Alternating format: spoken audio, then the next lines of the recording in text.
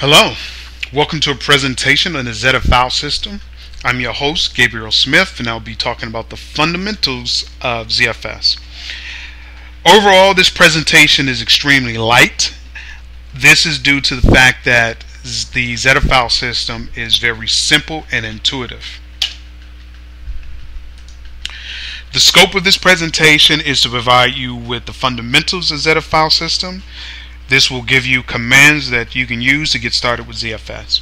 The audience for this presentation are Unix administrators and system engineers. What is ZFS? So I have here Oracle's definition of ZFS, and I'm just going to read it out to you. The ZFS file system is a revolutionary new file system that fundamentally changes the way file systems are administered. With features and benefits not found in any other file system available today, ZFS is robust, scalable, and easy to administer. ZFS provides a greatly simplified administration model through the use of hierarchical file system layout, property inheritance, and automatic management of mount points and NFS semantics. ZFS makes it easy to create and manage file systems without requiring multiple commands or editing configuration files. That means there is no etc VFS tab. You can easily set quotas, reservation, turn compressions on and off, and manage mount points for numerous file systems with a single command. Okay, so basically in traditional file systems like Veritas, it requires multiple steps in order for you to create a usable file system. With ZFS, you can basically do all that with one command. You can create, instead of going through multiple steps to create maybe a disk group, and then from that disk group create a file system, you do it all with one command. Essentially what you're doing is that you're taking a group of disks, putting them together in one big disk pool. So logically this slide represents that task. Now when you use the command Zpool create, you actually create the pool of disk and you create a file system at the same time.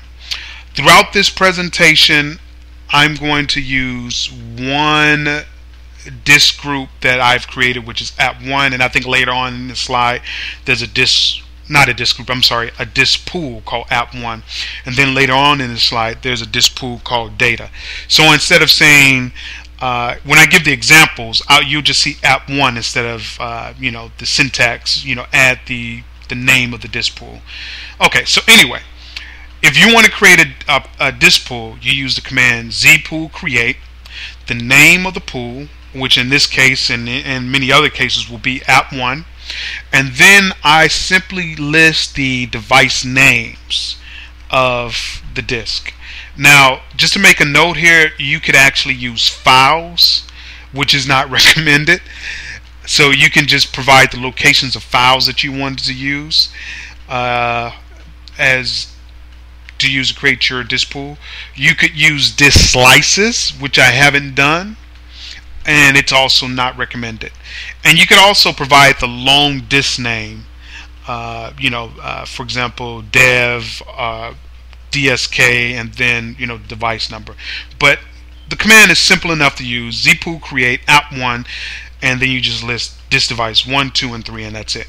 So this is basically going to create a pool of disks that has 3 physical disks in it, or logical disks. If we do the zpool list, it will tell us all the disk pools that we have on our system. In this instance, we can see that we only have the one disk pool which I've created, which is called app1. It shows us the size, how much is used, how much is available, the health of the disk pool, and if we created a different mount point for this disk pool, it would show it here, but we didn't. If we type ZFS list, we'll see that a file system called app1 was automatically created. If we wanted to have multiple file systems on one disk pool, we can do that. All we have to do is use the ZFS create command. So if we type ZFS create, the name of the disk pool / the name of the file system we want. So in this case, we went ZFS create app1, and then we created a file system called finance. We can then do a ZFS list to see all the file systems that we have, and we could see that our new file system is present. If we did a df-h, that would pop up too, but I didn't think to do that at the time I was making this presentation. We could set quotas easily. Now, I just want to let you know, I actually tried this. If we create a folder within ZFS without using the ZFS create command, it's possible that you won't be able to use quota features. I think you have to use ZFS create in order to create the folder so that you can use a quota feature. So at any rate, we use ZFS create again, @1 finance John, and after that we use ZFS set quota equals 100 megabytes @1 finance John. Now if we do a ZFS list -r for recursive, we can see all the different folders that we'll see. Number one, we'll see the file systems, and then we'll see the subsequent folders under those file systems. So we can see our newly created folder John, and we can see how much space is used, 21 kilobytes, and what's available to John, 100 megabytes. Now, I just want to point something else out that I actually don't cover in this presentation, but I do want to make you aware. ZFS set is the tool that you can use to change the attributes on ZFS folders and in the file system. If you want to know what attributes are available, I think you can type Zpool get all or ZFS get all, and it'll show you everything that you can possibly change for that pool or that file system. If you want to check the health of your disk pool, you can type Zpool status. In this slide we type Zpool status, and we can see that we have a disk pool called app1. It's online, and we can see the actual disk devices involved in that disk pool. Just to give you more information, there's two basic types of disk pools. There's a mirror, and then there's a RAID Z. RAID Z basically notes the parity bits involved in the RAID. ZFS allows you to create multiple parity bits. So if you had a RAID Z1, you have one parity bit, RAID Z2, two parity bits, so on and so forth, with RAID 3 and so on and so forth. So it's easy to manage a disk pool. If we wanted to add additional disk into a pool, we could do Zpool add, list the name of the disk pool, and then the disk name. So in this example, Zpool add app1, and we're going to add the disk C1T4D0.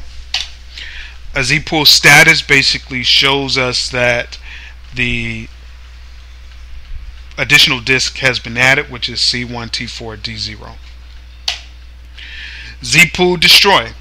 Zpool destroy basically destroys the disk pool. So if we type Zpool destroy app1, the output showed, well, there's no output for that, but basically it would destroy the disk pool.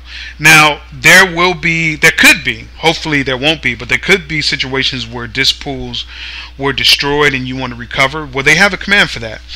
It's called Zpool import -D, and when you type that command, it's basically going to show you the destroyed disk pools available to the system. So the output for that command, an example of that output is here. We can see that there is a disk pool called app1 with this ID number, and it was destroyed, and these are the disks involved in that destroyed disk pool.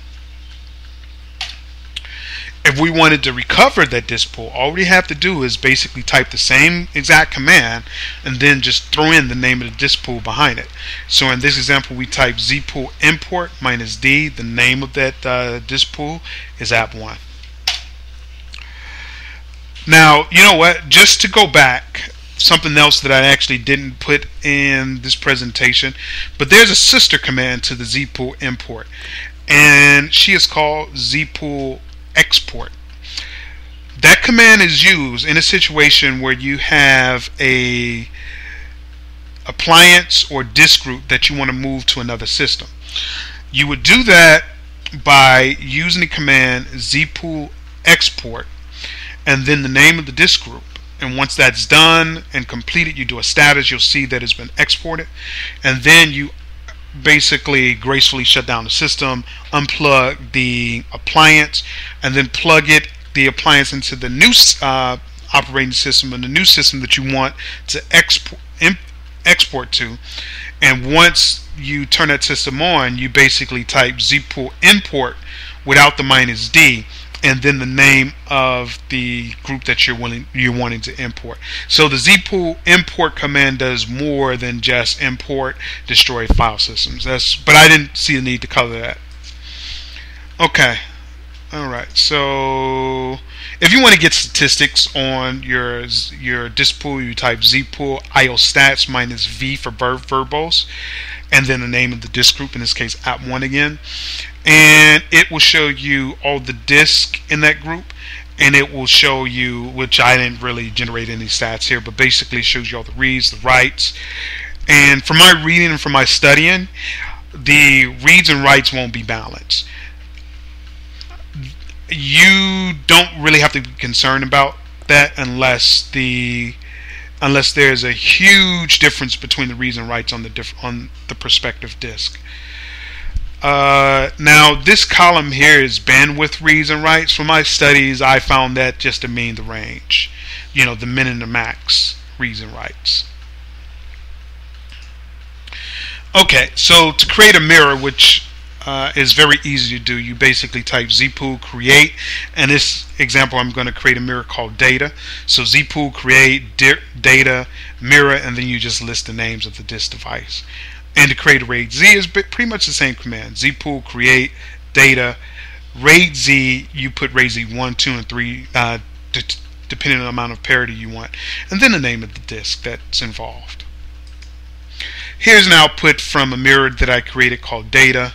Here you can see the command Zpool create data mirror, and then the disk names, and you can see the status, the name of the pool, it's online. You can see that from the configuration output that it's a mirror and the disks that are involved.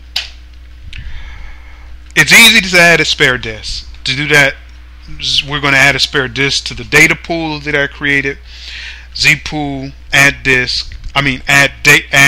data spare, and then the disk device.